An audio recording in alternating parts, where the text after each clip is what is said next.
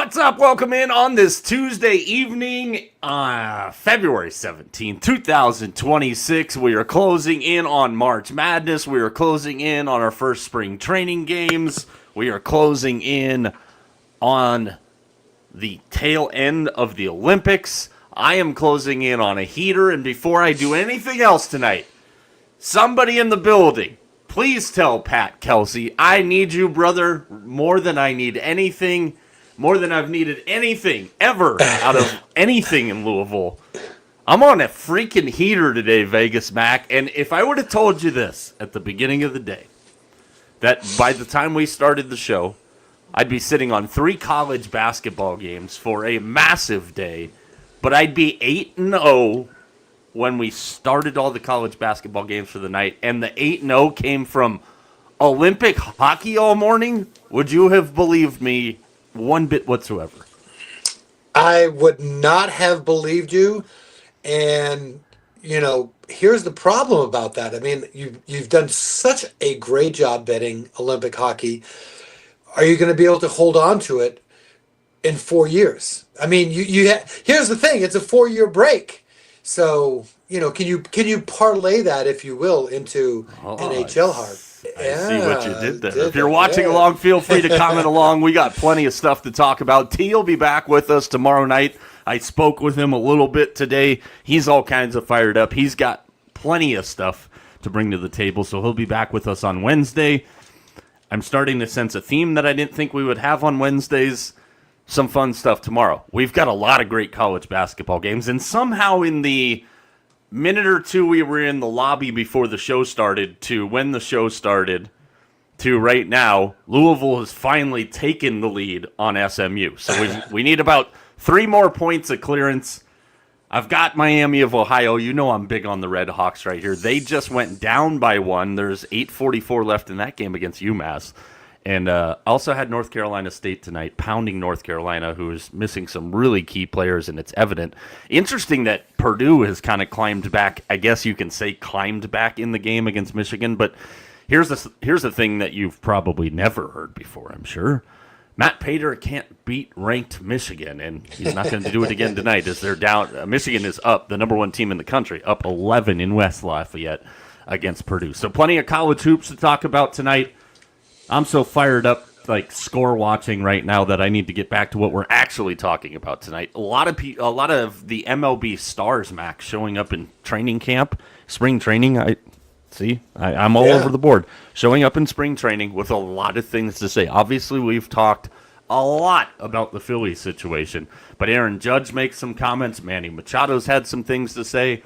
San Diego's a whole ball of typical San Diego.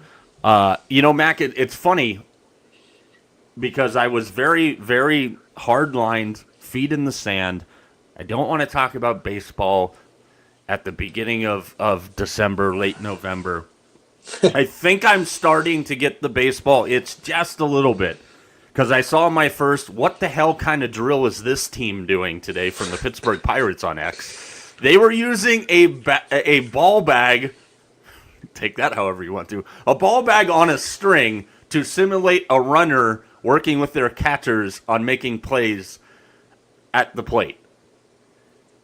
I don't know. Get a guy running, maybe, to really simulate. They're dragging a ball bag on a string. I mean, it's the Pirates, so what do we know? I saw my first 4-pitch breakout of Paul Skeen's pitching arsenal, where they show all 4 of them and his splinker and all that stuff. So I think I'm starting to get into the baseball role a little bit here. I know that makes you happy. Just like the thing behind you now makes you very happy. I saw a new addition to your backdrop today. Where'd you get that bad boy from? That was a birthday present from my son. A new Roman Anthony Boston Red Sox team shirt. So how about that? That's a beauty. That's a beauty. Thanks, Carter. That is a sharp looking one right there. I'm not gonna lie. Go figure. I mean, you got it after I spent a week in your little studio area there, and I had to stare at the same damn things 4 times over. So again, feel free to comment along if you're watching along. Apparently, they're having some issues. Not us for a change. Some issues as far as the Twitter stream goes. So I don't know if anybody's actually watching this live on X. We did post the YouTube link on there. If you're watching us on YouTube, of course, we appreciate you. Make sure you go check out our new and improved Facebook page after that whole debacle. But there's plenty of stuff to talk about, Mac, and we're going to start with a story that came out kind of late last week, but this one's taking quite the turn. Last week we talked about Jerome Tang's comments at Kansas State, and he came out in a press conference after the game and said that, hey, none of these guys deserve to be wearing this uniform, blah, blah, blah. Well, K-State saw an opportunity to fire him for cause because of those comments. Well, I don't think any of us are surprised here. According to Pete Thamel yesterday after we got done with the show, Jerome Tang has retained Tom Mars and Bennett Spire in his case for firing for cause. Mars told ESPN if K-State's president and AD really think the school is embarrassed by recent events, that's nothing compared to the embarrassment that both of them are about to experience. You know, a fired coach in college football or the NFL, we've talked about how that's one of the coolest jobs you could ever have because you're getting paid forever. Lawyers representing people in college sports right now might be the second best job. This thing's going to get a whole mess ugly. Two things happened here. We were critical, and I think rightfully so, at Tang's comments about his team because it's not like he inherited these guys. These were his recruits. He makes that comment, those sets of comments after, and that's the opening that K-State takes firing him for cause. Now, I've seen some people, and I know you have as well, that have said, really, we're going to fire a guy for making those comments. Tang didn't sound like he really wanted to be there anymore, and K-State didn't want him to be there anymore, and this was a golden opening for him. But now it's going to get real ugly, and if you're an incoming coach, prospective coach, I don't know if I want anything to do with this situation at Kansas State. It's kind of interesting. Like you said, there's been a lot of talk on this. I heard some good points. Like, number one, if the cause that you're firing him is because he didn't win basketball games, then he doesn't have a leg to stand on, if that's the cause, because he didn't. I also, last night, and I don't remember who it was. Anyway, he made a comment, and it kind of made me think about this. These are not, for the most part, college athletes anymore. These are almost like semi-professional athletes. Mm-hmm. And they're, in essence, getting paid in more than one way to do a job. And they're not doing their job.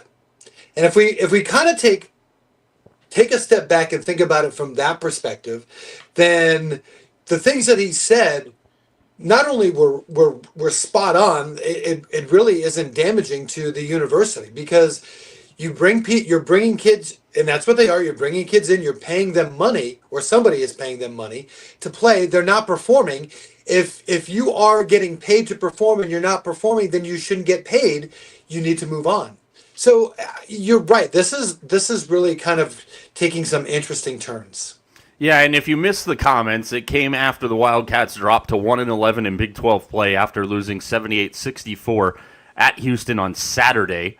They played the game without player names on the back of their jerseys 3 days after the original rant from Tang following Cincinnati's loss, and that one was the one that went viral. He said, "These dudes do not deserve to wear this uniform. There will be very few of them in it next year. I'm embarrassed for the university. I'm embarrassed for our fans. Our student section, it's ridiculous. I have no answer, no words." Athletic director Gene Taylor said this was a decision that was made in the best interest of our university and men's basketball program. Recent public comments and conduct, in addition to the program's overall direction, have not aligned with K-State's standards for supporting student athletes and representing the university. We wish Coach Tang and his family the best moving forward. Obviously, everybody's posturing in this situation now. It's kind of funny because, I mean, if you really listen to what he said, it's really not all that bad. And not only that, if you listen to some of the other coaches, I mean, good golly, Hurley could never work there. That's for sure. I mean, Mick Cronin couldn't. Yeah, I mean, there's so many coaches. I mean, not that they say bad things. It's just they're just kind of real blunt about what they say. I mean, he didn't even really call anybody out, which is even I think a bigger deal. He just said some of these guys aren't going to be here next year, and I mean, as I've kind of listened to it more and kind of listened, I mean, I don't think he said, again, I don't think he said anything bad. I don't really think he embarrassed anybody, especially the university. I mean, as a coach, we've all said stuff like that before. And even if it's people that we've taken, we've probably even said worse. Not me.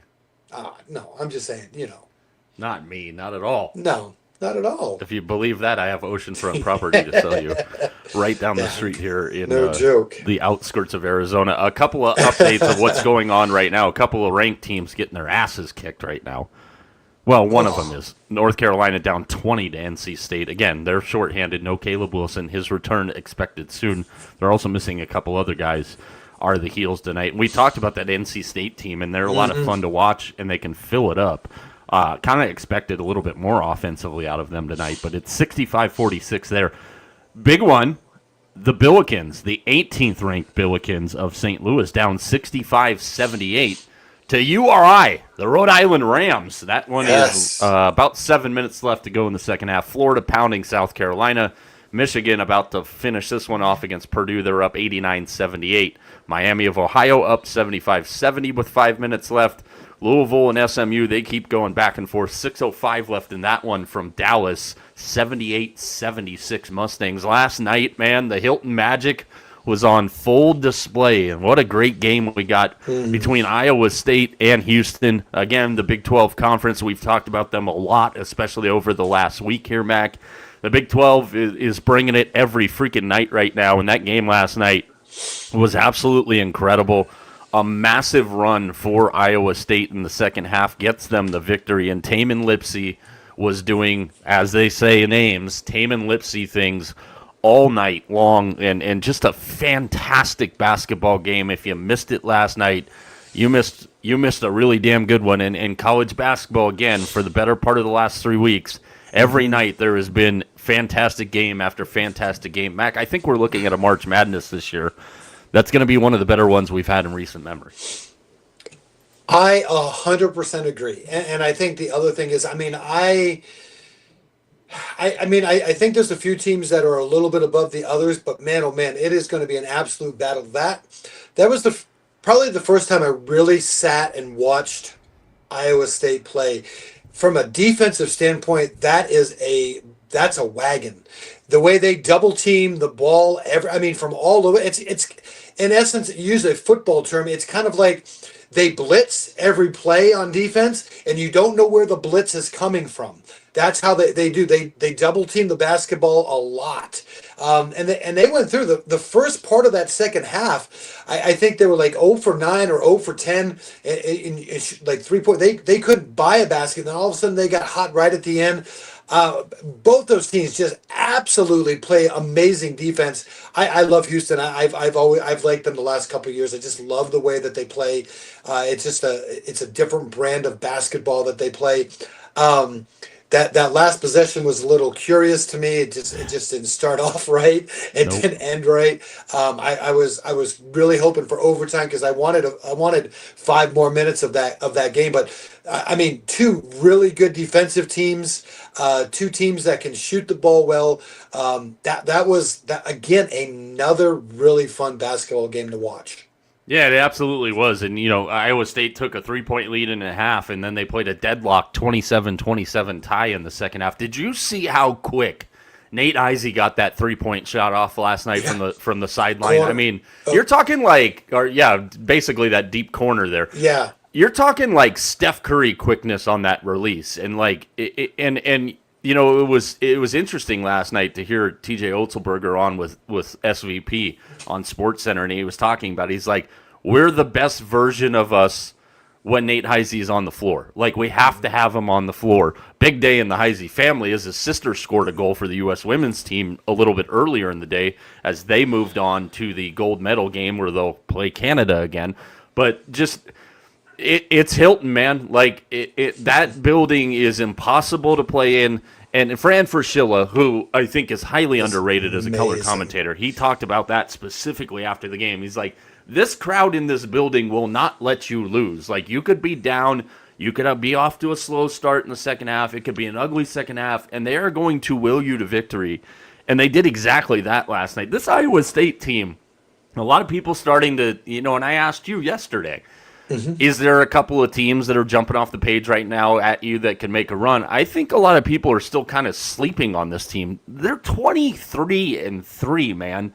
And if they could play all their tournament games at Hilton, obviously I think it'd be a shoo-in for a national championship. Their finish to the season is not getting any easier. They're at BYU on the 21st, which I believe is Saturday. Saturday, we're going to talk about Saturday's college hoop schedule here in a little bit when we get to our new top 5 rankings by you. They also have Texas Tech left in Ames, and they also have a game, second to last game of the season, on the road at the McHale Center against now 4th-ranked Arizona. But I think this Iowa State team is a team that shouldn't be slept on when we start filling out brackets here in just a few weeks.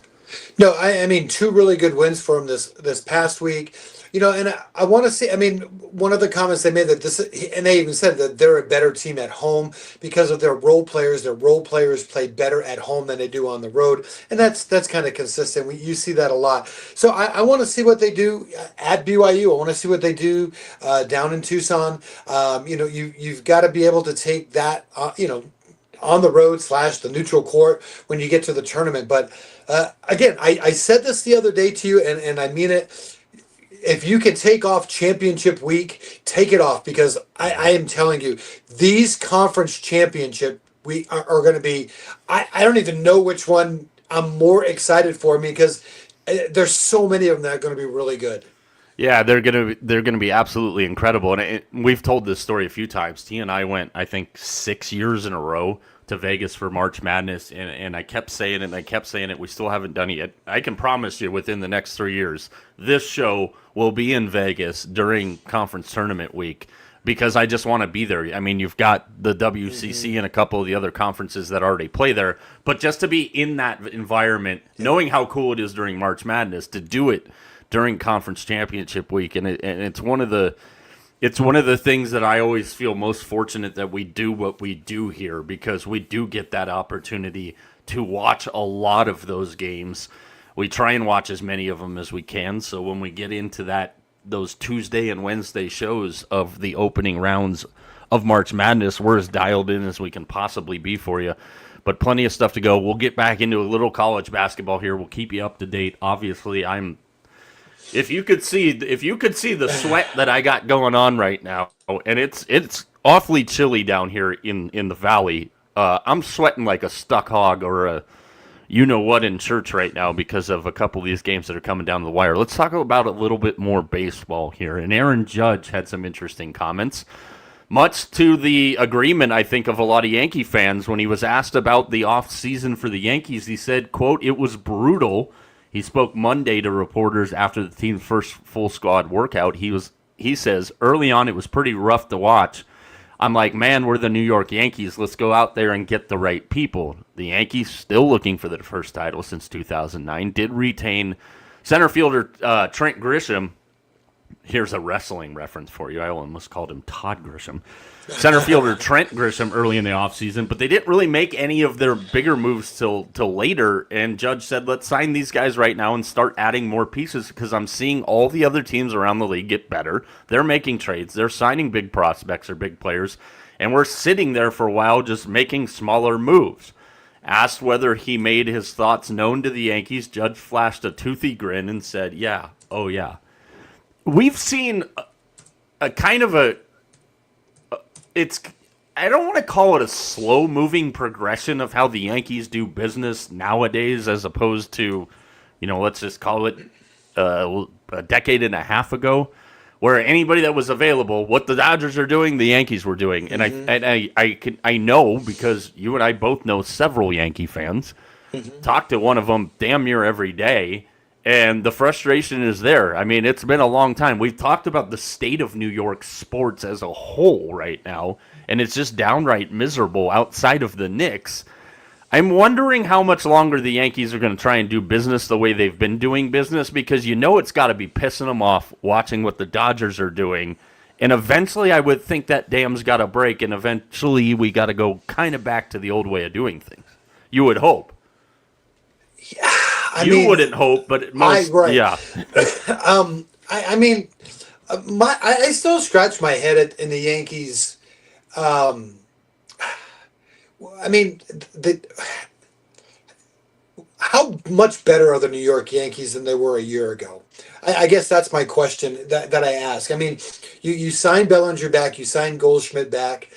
You didn't add anything else to that team. I think they lost their best pitcher in the bullpen in Luke Weaver.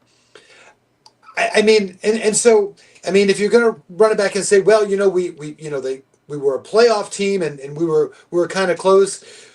We're going to probably at some point get Garrett Cole back.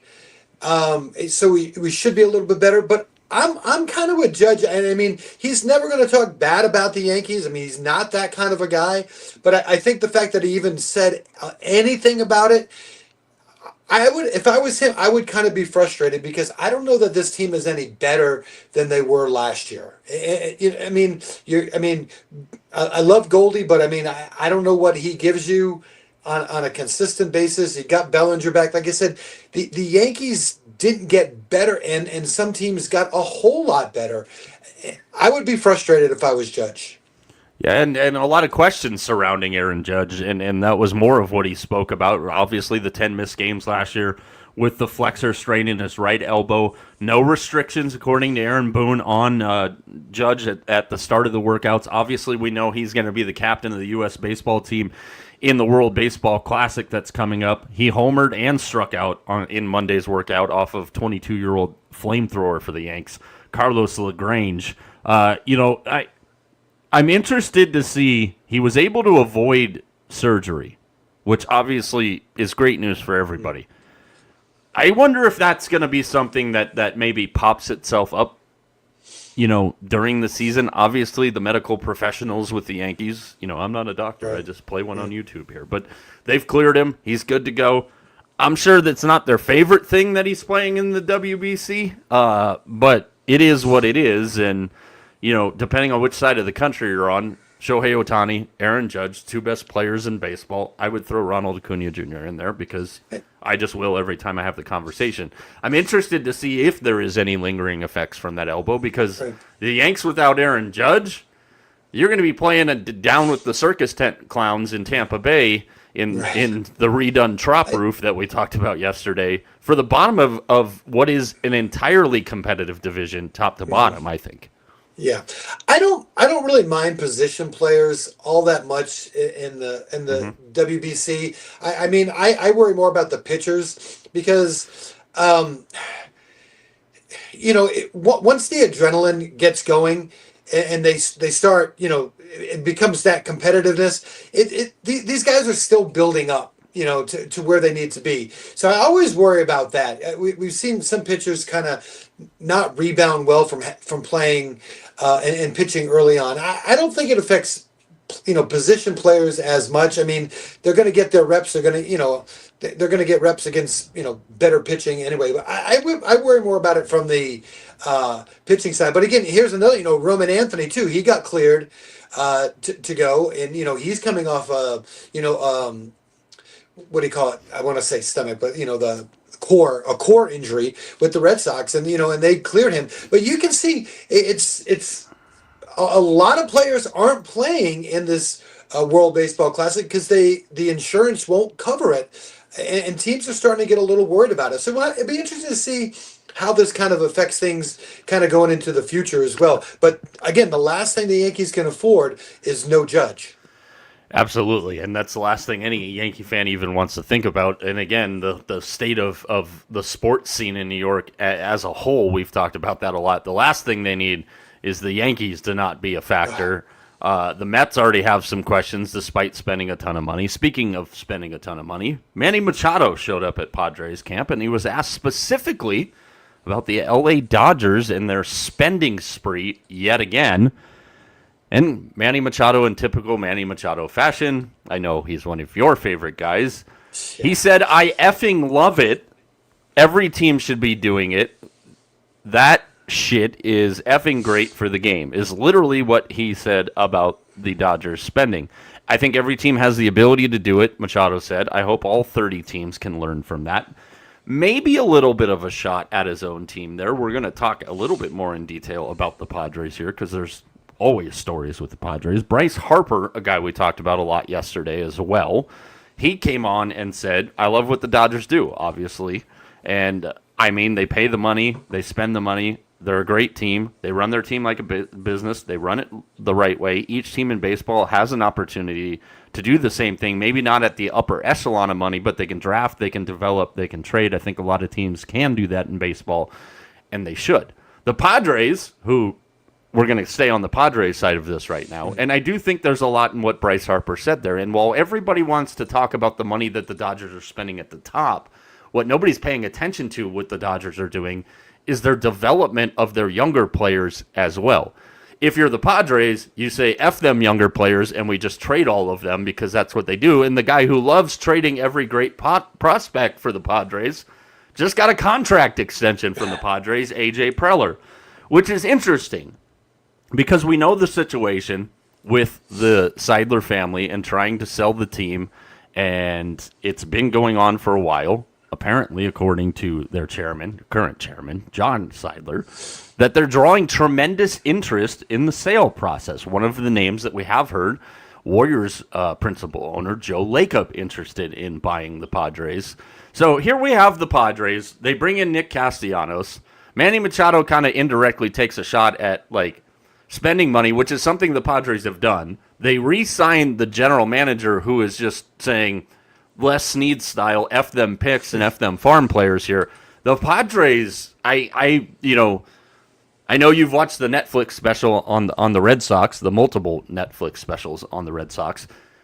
The Padres are a team I want to see a camera on 24/7 because how this organization has stayed afloat with some of the horrible contract decisions that they've made, some of the stupid decisions they've made in trading their future.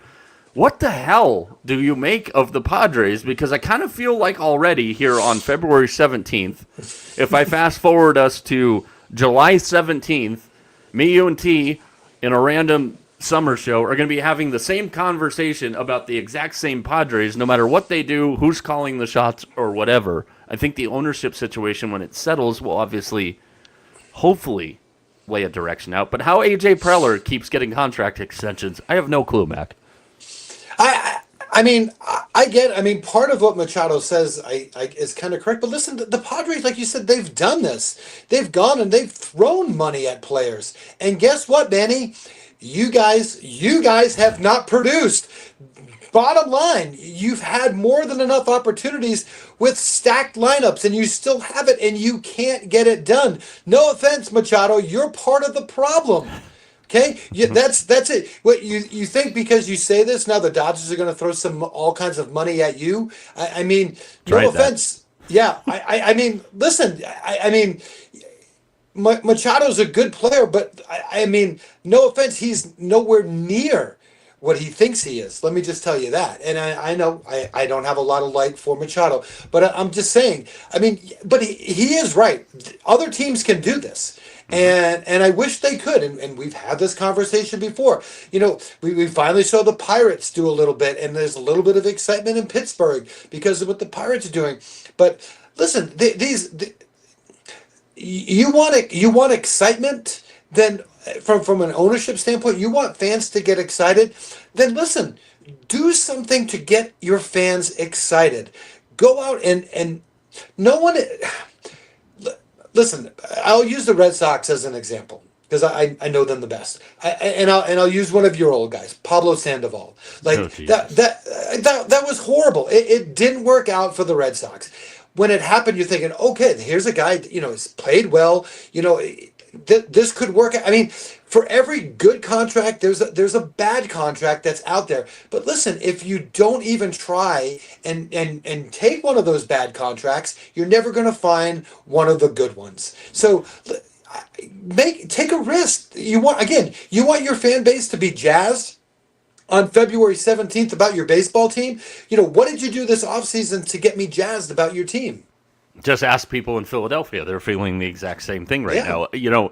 And San Diego, again, goes out, and they're 6 in spending now. Obviously, we're talking about almost $1 billion in when you combine Tatis, Machado, and Bogart's contracts there. They also made a ton of moves in just the last, 5 to 6 days here. We know about the Nick Castellanos thing. Nick's going to make $20.7 million next year.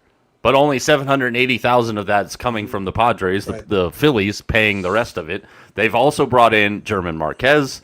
They've brought in Griffin Canning. They've signed Walker Buehler to a minor league deal. So the Padres, 6 in spending, still $150 million behind the Dodgers here. A lot of moves. I love the Castellanos move, and that's something very anti-Padre, if you will, to go grab a guy who can be a big contributor with the protection in that lineup.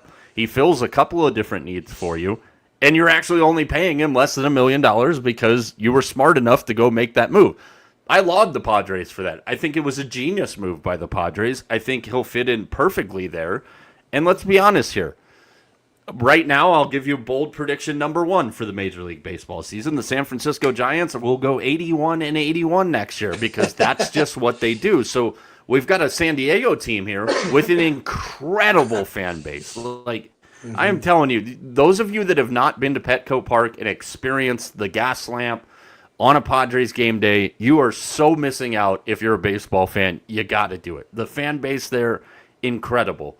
I think if Joe Lacob is the guy that ends up getting his hands on the ownership stake of the Padres, the future outlook for them, as long as he doesn't hire his son to run the Padres, which would be just as bad as A.J. Preller, this thing's not going to level itself out until the ownership thing happens. I give them credit for what they did. Very low risk on Marquez, on Canning, on Castellanos, on Walker Buehler.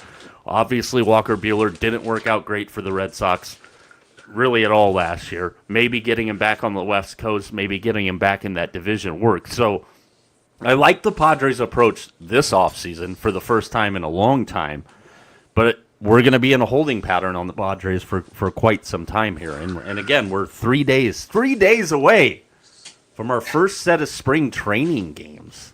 That's crazy, dude. It feels like we just finished the year.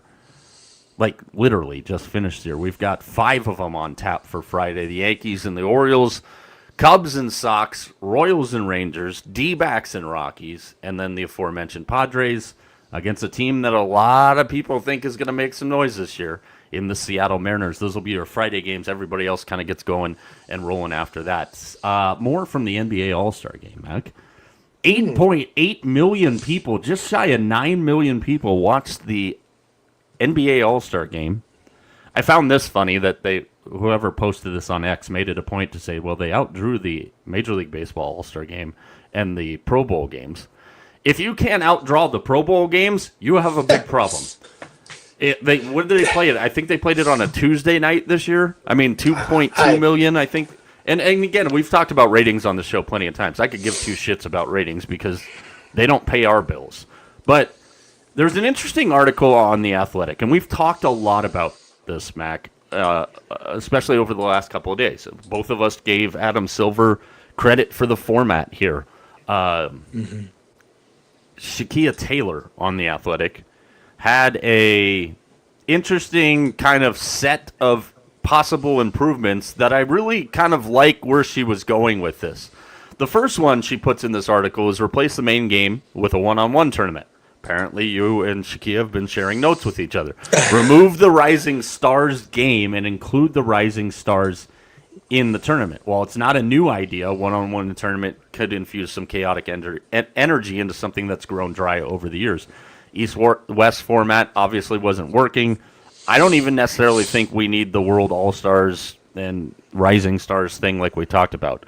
Mm-hmm. I know you like that, so I don't want to extend the conversation there. This one's interesting. She says keep the three-point and dunk contests and add more shooting competitions like half-court and include WNBA players. I thought a couple years ago when Steph and Sabrina went head-to-head with each other, that was really fun. It was dynamic. We've talked about that. Get these guys shooting from the middle of the concourse. You saw Steph Curry on the pregame show shooting from the NBC set. I think what wows a lot of people, at least I know it does for me now because the dunk contest is a friggin' joke, is seeing the range that some of these guys have from all over the court. I think she's on to something here. The dunk contest is the thing that's got to go. You remember that game that you used to play around the world? Remember that? Around the world. You know what I'm talking about, Yeah. right? You Oh, yeah. start. What if you did an around the world, but around the court? Kind of the same idea. Like you start with the layup, and then you go to a 3-pointer, and then 10 feet, a half court shot, like you know what I mean, and kind of work their way like around the court, like around the world, around the court. But like that part, that would be intriguing to see. Like you said, some of these guys have tremendous range, and it would be fun just to see what they could do. I mean, I'll be honest with you, like something like that, I would tune in to see that. To me, that would be a lot of fun. So I think there's some merit to that. That would be fun. Yeah, and I think I used to love the skills competition. We've talked about this. I'm a basketball junkie on this show. Like it makes me sick to watch the All Star Weekend now because it is just a joke. And again, all the credit in the world. I thought the All Star games on Sunday were as competitive as they've been in at least half a decade, probably closer to a decade. Here's another thing she says, and I know this is something else that you've kind of brought up also as far as where it goes on the schedule. Move the NBA Cup final to All-Star Weekend. She says by merging the two events, the Cup final could become the Sunday night main game. Players still get extended time off to help combat fatigue, and with a cash prize for the in-season tournament, we're guaranteed to get a highly competitive game with real stakes. I don't hate that idea either. I actually kind of like that. I think that would be pretty good. I mean, obviously you would lose probably a couple of players in the All Star game, but I think that would be good. I mean, you would. I mean, the whole idea is to showcase the product, and that's exactly what you would be doing. I like that. Check that one off. That's a good one. Another one here in her 5-part list, and again, this is Shakia Taylor from The Athletic who put this together. Sorry, I thought I was going to die there. I choked just kind of like Louisville did today. Oh, Show us more of the players. It needs to feel like the NBA has come to watch its best. The entire point of the weekend is to see the players, the best players, the stars of today and tomorrow. But an All-Star game coming to a city, an NBA city, means some of these families, some of these young basketball junkies, the next wave of basketball junkies are getting to see some of these guys for probably the first time, and if not one of the only times that they get to see them. But again, that drives player interest, so I think that goes with everything else. Here's the other thing here, and I think I just love this because of what she references specifically in this, but her 5th thing is, if we're going to keep the celebrity game, extend the invitation to more stars and fewer influencers, maybe even at a concert. Don't want to see the concert, don't need the concert. Too many concerts disrupting what's going on.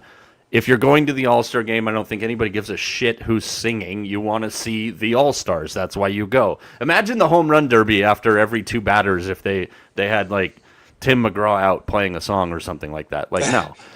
I get it. You want the influencers there because they have millions and millions of followers, but let's not lose sight of the main thing being the main thing here. It's the NBA All-Stars we want to see. And right. If you give me a celebrity, I don't care about this person on TikTok with 1 million followers. I want to see, like, I don't know, throw out a rando here because he seems like he's everywhere. I want to see, like, Matt Damon in the game. Right. I don't want to see some TikTok shop influencer. You know what would be kind of fun? I mean, tell me what you think. I just kind of wrote this down. What if, like, on that Saturday night, you did like schools get, like a 3-on-3, get 3 guys from North Carolina, 3 guys from UCLA, 3 guys from Duke, 3 guys from UConn, 3 guys from Florida.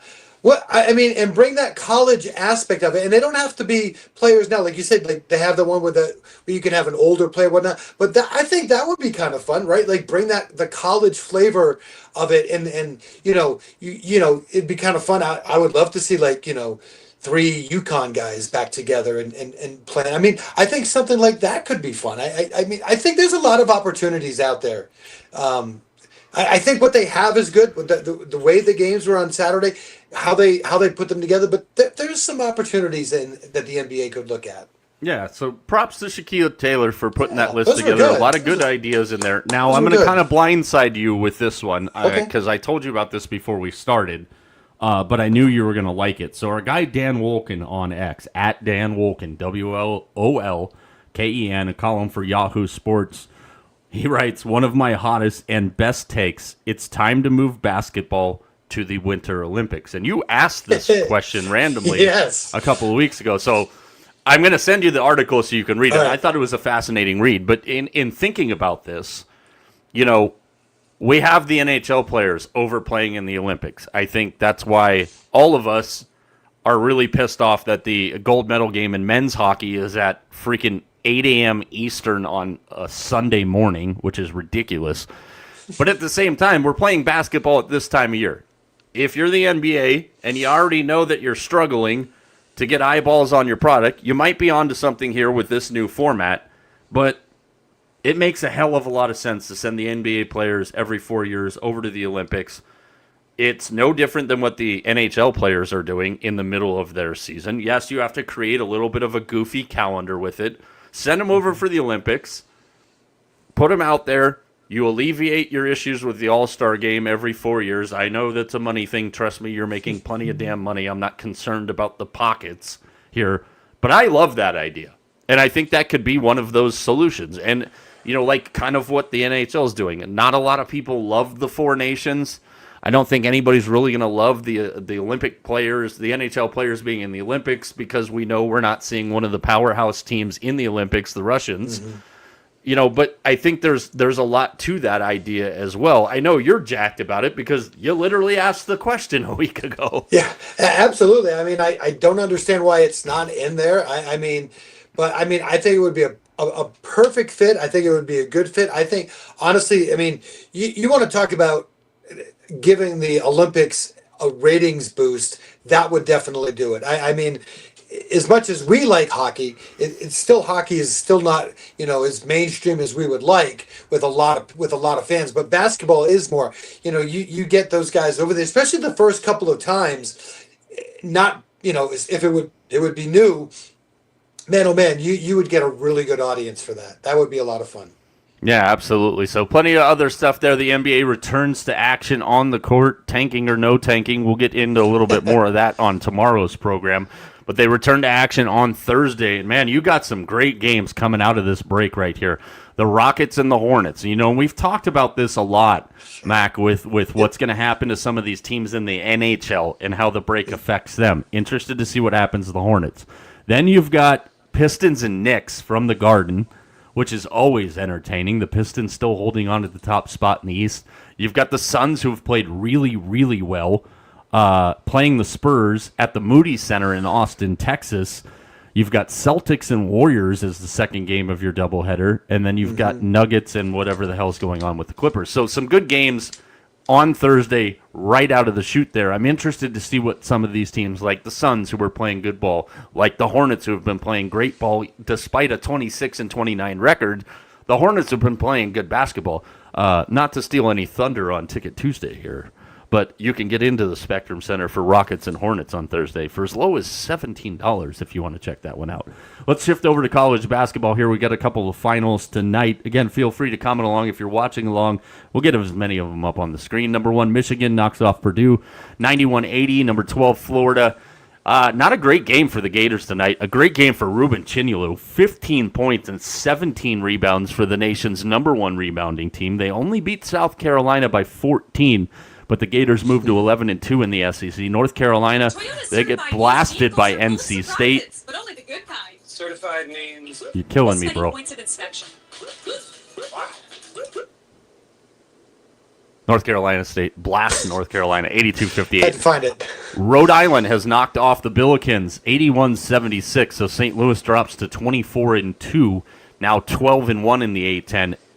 SMU beat Louisville. Thanks for nothing. Cardinal, 95-85 in that one. Ugh. Miami of Ohio, they remain undefeated with a 9-point win in Amherst over the UMass Minutemen. So 26-0 for the Red Hawks now. We've got a couple other ranked teams in action as we speak. Michigan State absolutely destroying UCLA right now, 40-19.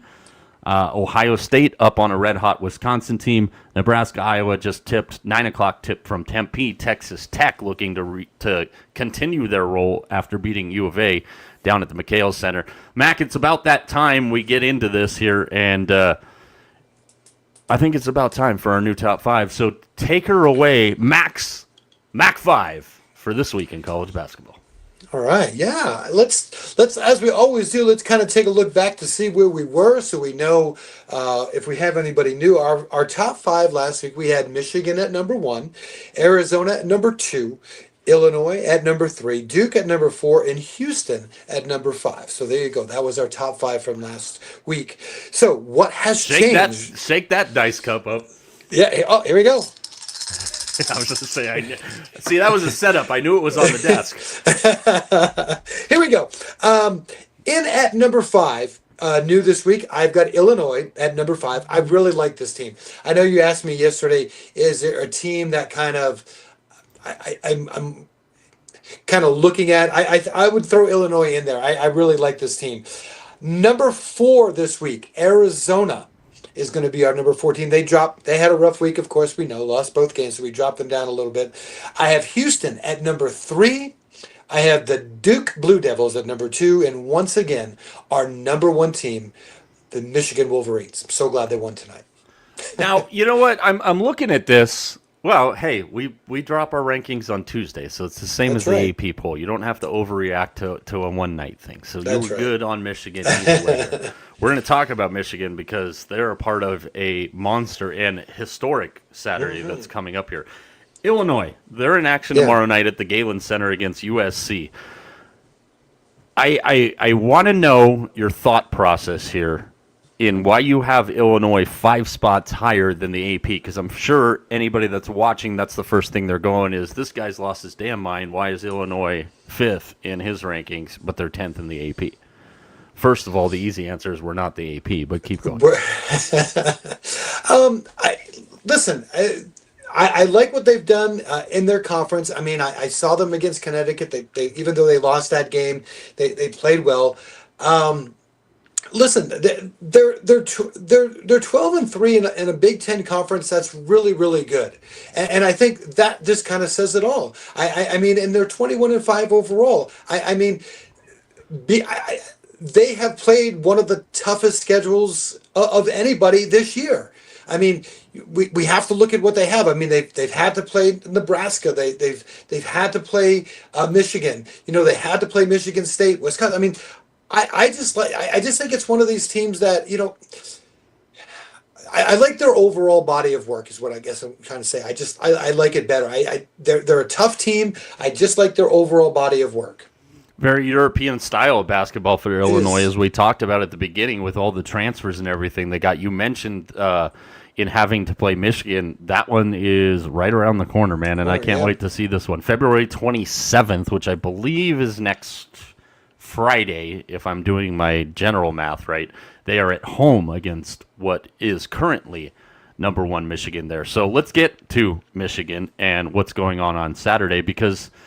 And I give credit to Matt Norlander for pointing this out on X, because I went and did my own research. Not that I didn't trust Matt, but it was kind of crazy to think about. So Saturday's going to feature something that we've only seen 4 other times in college basketball history, where we have number 1, number 2, number 3, and number 4 in whatever your combination may be, all playing against each other on Saturday.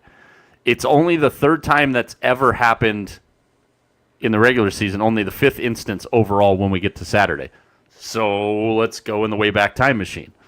Last time was last year's Final Four with Houston, Duke, Florida, and Auburn. The 2019 Champions Classic, back when the Champions Classic was actually a Champions Classic. Kentucky, Michigan State, Duke, and Kansas. A lot of people, and I agree, will say that was the best Champions Classic we've ever had. The 2008 Final Four, couple of teams that we don't normally talk about here on a regular basis. Kansas and North Carolina, obviously I'm not talking about them.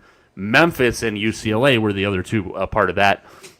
And then you have to go all the way back to 1992. And I know there's some of our audience that wasn't walking yet to watch this. I know we're I was at a very young age watching this and remember watching this. Michigan played Duke at Cameron. Duke ended up knocking off, I believe Michigan was undefeated at that time in a rematch from the previous year. And then Kansas and Indiana played at the RCA Dome. So we're talking 92, 08, 2019, last year. What do we have Saturday? Number 1 Michigan, number 3 Duke from the Capital One Arena in Washington, D.C. I don't think that enough people are talking about what kind of year Cameron Boozer has put together for Duke. He is, if you just kind of surface watch a Duke game and you turn Duke on it might be the first time that you've watched him. He doesn't overly wow you with, jumping out of the gym or anything. But this guy is as solid and as consistent as it gets. And for my money, if I had a vote, hands down the National Player of the Year in college basketball, which is not something that freshmen usually get. 22-12 last night in their ass-kicking of Syracuse. I think it was the biggest win they've ever had over Syracuse, if I remember right. He just plays a solid, consistent, about as well-rounded game of basketball as I've ever seen anybody play. The crazy thing, Mack, is, and I think a lot of people have forgotten about this, Cooper Flagg reclassified. Cooper Flagg was supposed to be on this Duke team with Cameron Boozer and the rest of the guys they have. I hope a lot of people that haven't watched him play this year really do tune in, because it's a monster game this late in the season. But you've got to watch these two teams battle each other, and you've got to watch Cameron Boozer play basketball. Yeah, and it was funny. I was watching that game last night, and he had a double-double at halftime. Mm-hmm. And they asked about it, and coach was like, "I didn't even realize." Because it's that unassuming. He just does all those things, and you don't even realize all the things that he's doing. And you're right. I mean, he's got the pedigree. We know that. And I think the same can be said for this Duke team. We joke, there's always the jokes about Duke, but listen, Duke is Duke. Right. I mean, they have just consistently, year after year, they just continue to get it done. And, through coaching changes, they're just really consistent. And it's, you have to tip your cap because they're doing something right. They're getting the right kids in there. Obviously we know the landscape has changed. These guys are coming in for 1 year, and they're getting the right kind of kids to play that kind of basketball. And it's fun to see. This is going to be, I mean, obviously you didn't know that Arizona and Houston were going to be, as highly ranked as they were and on the same weekend. But I like having games like that kind of as we're getting, out of the conference a little bit towards March Madness. I think that's really good for teams. I know not everybody can do it because of their conference schedule, but it's a good little check. No matter who wins any one of those games, it's going to be a good check for those games. This becomes a huge game for Arizona. I mean, because of what they're going through, this becomes a really good check because that Houston team is dogged on defense. Yeah, and let's go back here just on Boozer here for a second. I mean, again, I think he's the least talked about quality basketball player I can remember in any time. Like, he's not getting the attention that you would expect a kid with his numbers to get. I mean, we're talking about a 6'9", 250-pound freshman who's averaging 22.8 points per game and 10 rebounds a game, a little under 4 assists. He's shooting just a hair over 58%. He's also shooting 40% from 3. I mean, he is, I can't laud it enough, like a well-rounded basketball player that can do a lot of everything that nobody's talking about, and he's probably going to be the player of the year. He should be the player of the year. But I think, he's not the Zion Williamson. He's not the Flash. He doesn't give you flash. Worked out well for Zion. Yeah, right.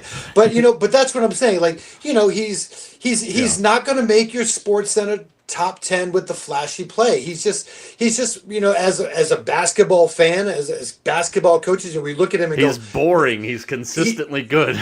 He is. I mean, you could just tell. I mean, everything. You watch his footwork, you watch his positioning. Us sickos. That's what we do. We don't just watch the basketball game. Those are the things that we're looking for. We're watching his footwork. We're watching his position. We see where he is, and he's in the right place at the right time for a reason. It's because he understands the game, and that's what I said. He's got that. He's got that DNA. From his dad. I mean, he's going to be a really special NBA player. He's one of those guys that, he's going to have 12, 14, 16-year career in the NBA, put up amazing numbers, and just he's still probably not going to wow you. He's just going to be very consistent. Almost, in a way like a Tim Duncan. I think that's probably a good thing. Like, Duncan wasn't flashy, he was just fundamental. The big fundamental. Yeah, and it is. And I love that this is set up that there's nothing else in between these teams and this game on Saturday, because we've got Michigan coming in, and Michigan is another team that not a lot of people, I don't think, are talking about, for a team that's freaking 25-1. Right. Their only loss was a 3-point loss to Wisconsin here. And I think with Michigan, when you look at their stats, they're so well balanced as a team. They're seventh in the country in scoring at 90.6 per game, 12th in the country in assists per game at just under 20. Their points per game average to their points allowed, 90.6 to 68.3. They're not just beating teams, they're beating the living hell out of teams. And they've got an interesting stretch to finish here, because they had the game tonight with Purdue that they handled on the road, then this game in a neutral site with Duke, then they've got a game still at Illinois, and then obviously one more game with Michigan State. They also, in between the Illinois game and the Michigan State game, have a tricky road game at Iowa, which is not an easy place to play. But when you look at their leaders, when you go statistically across what the Wolverines have done this year, I mean, you've got all the way down to like your eighth guy at over 7.5 points a game. Yaxel Lendenberg obviously leading them at 14.4, Morez Johnson Jr. at 13.6, and Ade Mara in the middle there at 11.3. Everybody does everything. And I think a lot of those stats, too, for the people that haven't spent a ton of time watching Michigan, they're a little skewed, because Michigan's literally beating the living hell out of everybody. So you're only getting guys playing maybe 28 minutes a game, and there's been a lot of games they haven't even had to play the 28 minutes a game. I don't think anybody's shocked how quickly Dusty May has been able to bring Michigan basketball back. Now, what happens in the tournament, that's a different story. The other game that we've kind of already alluded to, from the Fertitta Center in Houston coming off of that tough game last night against Iowa State.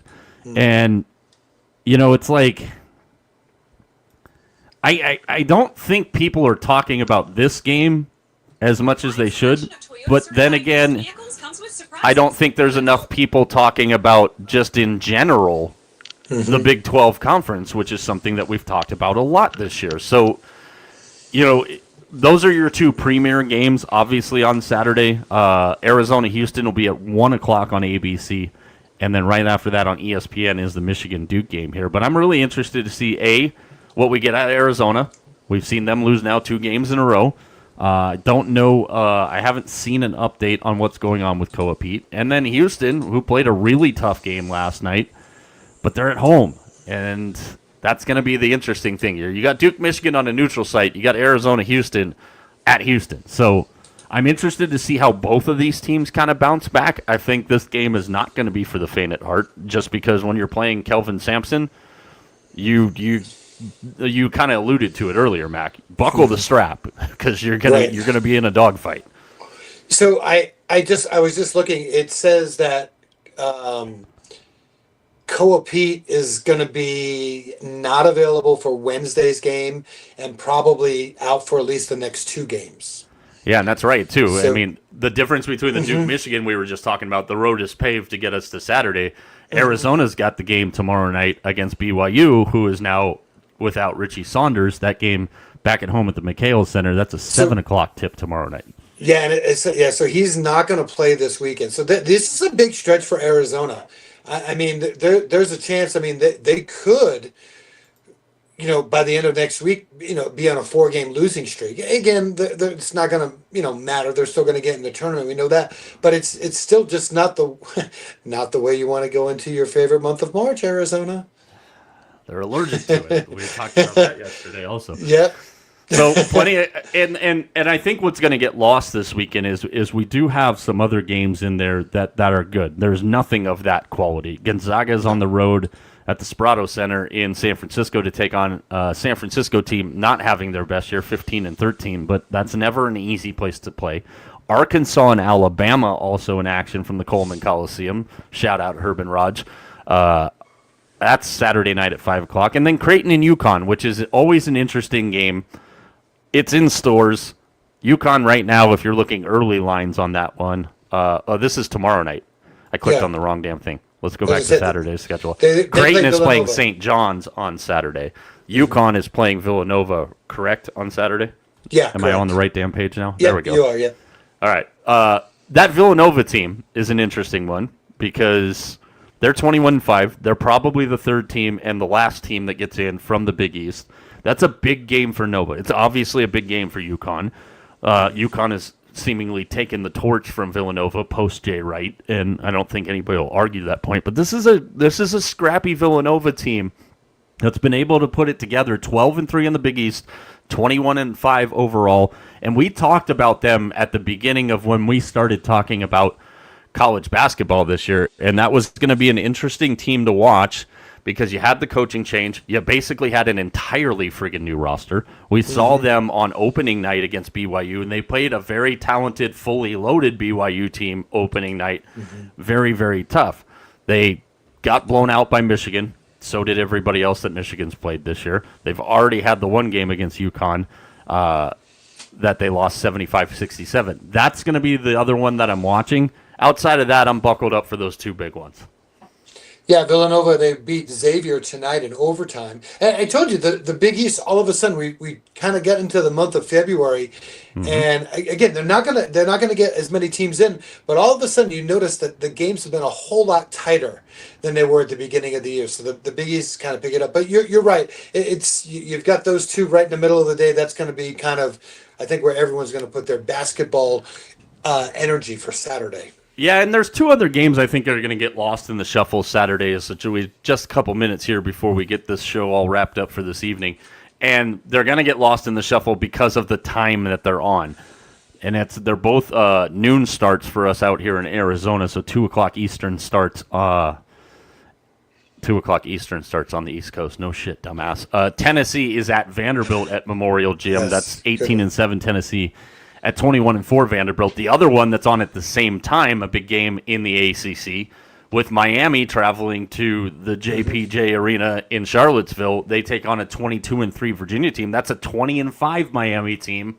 That's also a team I think getting slept on there. I think the ACC tournament, Mac, we know the top-heavy side. Obviously, we just talked about Duke. North Carolina sounds like they will have Caleb Wilson back for that, which is obviously a huge boost for them. But there's a lot of teams on the underside of the ACC. Louisville, even though they didn't play great tonight in their loss, but Miami, Virginia, there's some teams. I think the ACC tournament, NC State, another team. We saw them beat the hell out of North Carolina tonight. I think the ACC tournament's going to be sneaky good this year, too. I think the SEC tournament's going to suck. I think it's going to be absolutely horrible because right. I think there's a lot of teams in the SEC that are ranked that are just hot garbage right now. And we've seen that kind of play itself out. I think Florida's an elite team in the SEC. We can go up and down a little bit more of that, but, and we can get more into this tomorrow. Those two games you probably, if you're starting to get your brain rolling for March Madness, those are two games not to sleep on. The problem is they're both 12 o'clock starts for us people out here in Arizona, and then you've got that Arizona-Houston game on that's on at 1 o'clock an hour later. So you need the multi-view if you're going to try and keep an eye on it. But don't sleep on those two games either this weekend. And St. John's is playing at 10 o'clock in the morning on Saturday, and who knows what happens in a St. John's game at 10 o'clock in the morning on Saturday. Hey, and don't forget later in the night. I don't think you mentioned it, but Iowa.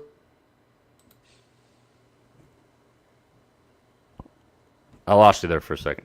Oh, I was gonna say. Oh, Okay, you're good. let's try it You're again. good. I was gonna say, I think I Iowa, actually muted you that time. That was weird. I don't know what I did. Iowa State's at BYU. That's going to be one of the late games on Saturday night. That's another good game. So BYU has Arizona and Iowa State. Again, another big week for BYU. They got to show something too. They've got to win one of these big games. You know, we've talked. I think that's one of the teams that I think you want to talk about a little bit frustrating for me. Like a lot of talk about BYU, how good they are, but they have yet to win really one of these big games. Well, yeah, and I mean, you can highlight BYU. I mean, obviously, we could take the easy way out and go, they haven't beaten a ranked team this year. We could take it even a step further. In conference, they're 7-5. I bet you can guess who the 5 teams they've lost to in conference are. You know, it's not a hard one. So, again, as we get a little closer to March Madness here, we're going to keep talking about college basketball. We're going to keep our thumb on the pulse there. Spring training's coming up. The NBA getting back into action. We're obviously got the second half, or the final stretch, if you will, not quite the second half of the hockey season coming here shortly. We'll get you caught up on the Olympic hockey scene, which I am a master of apparently now. Let's get into what we always do on Tuesday to finish it up. It is a Ticket Tuesday on the program. Woo-hoo! If you're looking to be a cheap, tight wad and save a couple of bucks, don't worry. Our guy Pac-Man here has got you covered. Mono Bob. Yeah. Listen, the tournament's coming up, and so we've got to stretch our horizons a little bit. We got to make sure that we've got everything covered. And so, listen, Thursday night we're going to get the ball rolling. We're going to go New Hampshire at UMass Lowell, $6. Got to love a little Who? Little who? Yeah. Well, I mean, they might not make the tournament, but you know. That's a nice part of the country. Let's go to Saturday. Mississippi State at South Carolina, $6. That's a nice game. I like that one. How about Washington at Maryland, $6 as well. And then, like I said, we need to make sure we have all of our conferences.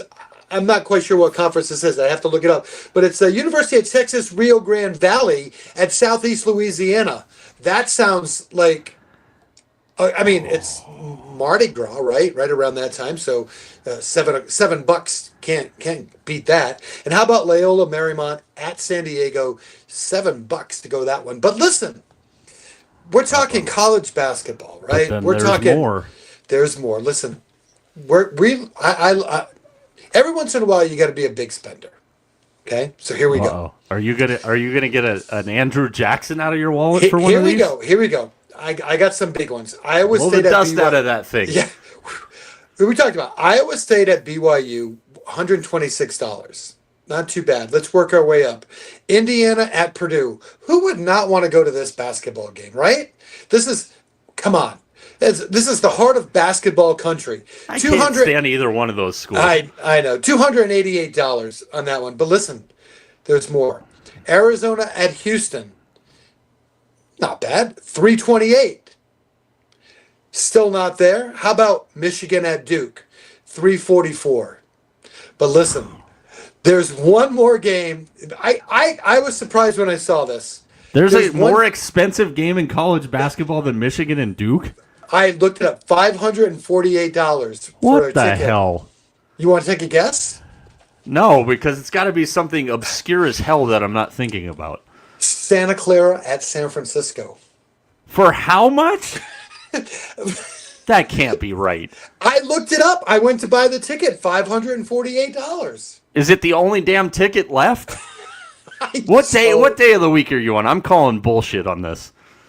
Saturday. At the Sobrato Center? That you could buy the Sobrato Center for that.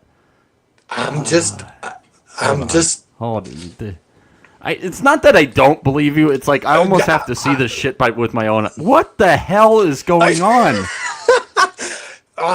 Mono Bob is right.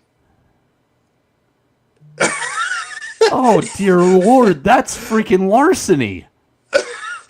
I looked. Okay, wait. Let's hold on here though.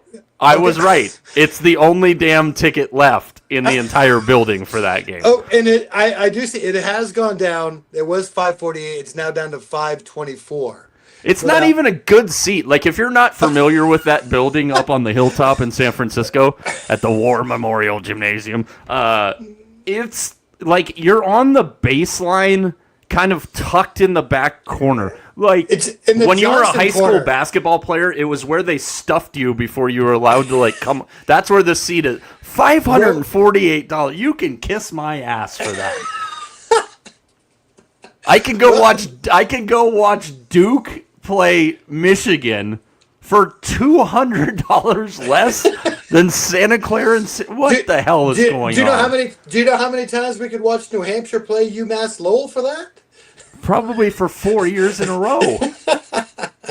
Oh my God! I need to talk to somebody back in where I grew up. That's criminal. It's labeled as like Johnson. They have names for these places, and it's like in the Johnson section.